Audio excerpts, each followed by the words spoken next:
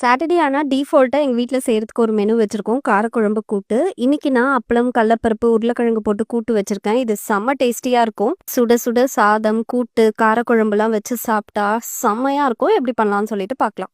ஒரு 4 உருளைக்கிழங்க நான் பிரஷர் குக் பண்ணி எடுத்துக்கிறேன். அதே மாதிரி 1 கப் கடலைப்பருப்பையும் பிரஷர் குக் பண்ணி எடுத்துக்கிறேன். இதோட அளவு டீட்டெயில்ஸ் எல்லாம் டிஸ்கிரிப்ஷன்ல குடுத்துடுறேன். கண்டிப்பா செக் பண்ணுங்க. கடாயில எண்ணெய் ஊத்திக்கோங்க. கடுகு, உளுந்து, சீரகம், காஞ்ச மிளகா, பெருங்காயம் சேர்த்துக்கோங்க. கருவேப்பிலை சேர்த்து பொரிஞ்சதும் வெங்காயம் சேர்த்து வதக்குங்க. கூடவே இஞ்சி பூண்டு பேஸ்ட் சேர்த்து வதக்கிட்டு 2 தக்காளியை சேர்த்து நல்லா வதக்கி கொடுத்துருங்க.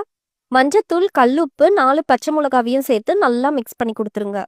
வேக வச்ச உருளைக்கிழங்க இதோட சேர்த்து நல்லா ஹை ஃப்ளேம்ல 2 நிமிஷம் மிக்ஸ் பண்ணுங்க. இப்ப வேக வச்ச கடலைப்பருப்பையும் சேர்த்து நல்லா கலந்து கொடுத்துருங்க.